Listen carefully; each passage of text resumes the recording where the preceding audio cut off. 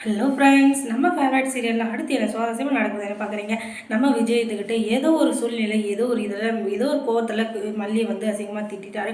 ஆனால் அதுக்காக அவங்க ஃபீல் பண்ண போதில்லை. ஏன்னா நம்மளுடைய கணவர், நம்மளுடைய வீடு, நம்மளோட குழந்தை அப்படின்னு சொல்லிட்டு அவங்க புரிஞ்சு தான் நடந்துக்கிறாங்க. அதை வந்து புரிஞ்சுக்காத நம்ம விஜய் தான் எப்போ பார்த்தாலும் ஏதாச்சும் ஒன்று சொல்லிக்கிட்டே இருக்கார்.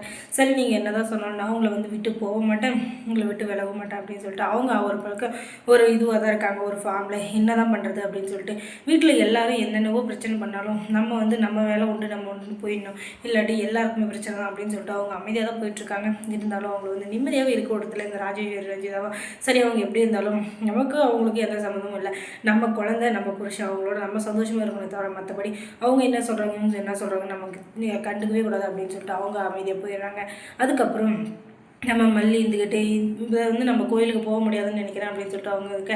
இன்னொரு பக்கம் அவங்க பெரியம்மா இருந்துக்கிட்டே நீ ஏன் புள்ள அப்படின்னு நினைக்கிறேன், நீ என் பொண்ணு, நான் வந்து இந்த வாழ வைக்கணும்னு தான் நினைப்பேன், நான் வந்து எந்த இதுலேயும் நான் வந்து விட்டு கொடுக்கவும் மாட்டேன், நீ தோற்று போக விட மாட்டேன், நீ எப்போவுமே சந்தோஷமாக இருக்கணும், அதுதான் எனக்கு வேணும் அப்படின்னு சொல்லிட்டு அவங்க இருந்துக்கிட்டு எதுக்கும் கவலைப்படாத, கோவிலுக்கு போக வேண்டியது உன்னோட பொறுப்பு, நீ முதல்ல போய் மாப்பிள்ளை கிட்ட பேசு, உனக்கு இல்லாத உரிமையா, அவங்களுக்கு அக்கா அப்படின்ற உரிமை இருக்குன்னா உனக்கு பொண்டாட்டி அப்படின்ற உரிமை இருக்குது, உனக்கு உரிமை இல்லாமல் நீ ஏன் நடந்துக்கிற சொல்லு, நான் சொல்கிறத கேளு, இப்போது நான் தான் சொல்கிறேன், நீ வந்து உனக்கு உரிமை இல்லைன்னு என்றைக்கும் நினைக்காத, நீ தயவு செஞ்சு கொஞ்சம் இதுவாக இரு, எப்போவுமே உன்னால் முடியாது அப்படின்னு சொல்லி எதுவும் நினைக்காத, வாழ்க்கையில் உன்னால் முடியல, யாராலுமே முடியாது அப்படின்னு சொல்லிட்டு மட்டும் மனசில் வச்சுக்கோ.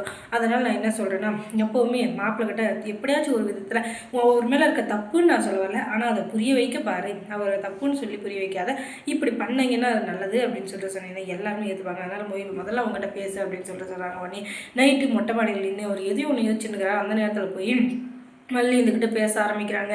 நீங்கள் என்னை வந்து தப்பாக புரிஞ்சுட்ருக்கீங்க, கண்டிப்பாக அந்த புடவை நான் எடுத்து வச்சபடி நீங்கள் நினைக்கிறீங்களா, நான் சத்தியமாக எடுத்து வைக்கல, ஆனால் நீங்கள் அதை நம்பவும் பார்த்து, எனக்கு அதை பற்றி கவலை இல்லை, உங்களுக்கு உங்கள் அக்கா மேலே பாசம் இருக்குது, எல்லாமே இருக்குது, நான் அதை இல்லைன்னு சொல்ல, ஆனால் எனக்குன்னு ஒரு மனசு இருக்குது, என் மனசுக்குள்ளேன்னு ஒரு இது இருக்குது, அதை வந்து நீங்கள் கொஞ்சம் கூட வெளிக்காட்ட விட மாட்டேங்கிறாங்க, அதுக்கு மதிப்பு கொடுக்க மாட்டேங்கிறீங்கன்னா அதுதான் எனக்கு ரொம்ப கஷ்டமாக இருக்குது அப்படின்னு சொன்னோம். இந்த வாரத்திலேயே இல்லை, நீ வீட்டுக்குள்ளே வந்ததுலேயே எவ்வளோ பிரச்சனை பற்றியா, எப்போ பார்த்தாலும் ஏதாச்சும் ஒரு பிரச்சனை ஏதாச்சும் இழுத்துகிட்டே வந்துட்டுருக்கேன், நாங்கள் என்ன தான் பண்ண முடியும் அப்படின்னு சொல்லிட்டு சொன்னேன். நான் மட்டும் எந்த பிரச்சனையும் இல்லாமல் தான் இங்கே வந்தேன்னு நினைக்கிறீங்களா, எனக்கு இந்த வீட்டில் எந்த பிரச்சனையுமே இல்லைன்னு நீங்கள் நினைக்கிறீங்களா, சத்தியமாக அதுதாங்க இல்லை, எனக்கும் எவ்வளவோ பிரச்சனை இருக்குது, எவ்வளவோ இது இருக்குது, ஆனால் நான் வந்து அமைதியாக தான் இருக்கேன், உங்களுக்காக பொறுத்து எவ்வளோ பண்ணியிருக்கேன், ஆனால் நீங்கள் அதை புரிஞ்சிக்கவே மாட்டேங்கிறீங்களே அப்படின்னு சொல்லிட்டு அவங்களும் ஃபீல் பண்ண ஆரம்பிக்கிறாங்க. சரி, எதுக்கும் கவலையப்படாத மல்லி, இனிமேல் நம்ம வாழ்க்கையை வந்து நம்ம தான் பார்த்துக்கணும், எனக்கு அக்கா என் பொண்ணு எல்லாமே முக்கியம்தான், அதில் நீயும் ஒரு முக்கியம் அப்படின்றத நீ எனக்கு புரிய வச்சுட்டேன், இனிமேல் நான் உன்னை வந்து கைவிட மாட்டேன், எல்லா விஷயத்தையும் நான் உனக்கு சப்போர்ட்டாக இருக்கேன், நாளைக்கு கோவிலுக்கு கிளம்பு அப்படின்னு சொல்லிட்டு அவர் சொல்லிடுறாரு. உடனே ராஜேஸ்வரிக்காக இது போகுது, யார் மூலியமான அந்த ரஞ்சிதா மூலியமா, அவளும் வரலாம், எப்படி ஒன்று பேசி பேசி அந்த மாமா மனசை மாற்றிட்டா, அதனால் அவள் வர்றது யாராலும் தடுக்க முடியாது போல், ஆனால் அவள் வரக்கூடாது, வந்தால் அந்த இதுவே நல்லா இருக்காது அப்படின்னு சொல்லிட்டு இவன் ஏற்றி விட்டுருக்கா. ஓஹோ, அந்த அளவுக்கு போயிடுச்சா, நீ எதுக்கும் கவலைப்படாத ரஞ்சிதா, நீ எதுக்கும் கவலைப்படாத, நான் இருக்கல, அவளை எப்படி இந்த இடத்துல கழட்டி விட்டு நம்ம மட்டும் போகலாம் அப்படின்றது தான் நம்ம யோசிக்கணுமே தவிர அதை விட்டுட்டு அவள் வரா இவன் வரான்ட்டுலாம் நம்ம யோசிச்சுன்னு கூட. சரியா, அதனால் நீ எதுக்கும் கவலைப்படாத, அவள் நாளைக்கு வரமாட்டா அப்படின்னு சொல்லிட்டு தான் நினச்சிருக்காங்க. ஆனால் காலையில் ஆளும் எழுந்து அவள் தான் ரெடி ஆகிட்டு இருக்கா. எல்லாரும் கிளம்புறதுக்கு முன்னாடி அவள் கிளம்பி பஸ்லேயே போய் உட்காந்துடுறான். அதுக்கப்புறம் நான் இது வரக்கூடாதுன்னு நினச்சா இவன் முதல்ல போய் காரில் உட்காந்துக்கிறாளே, சத்தியமாக இது சரியே இல்லை, இவளை எப்படி கழட்டி வருது அப்படின்னு சொல்லிட்டு எல்லாரும் யோசிச்சுருங்க.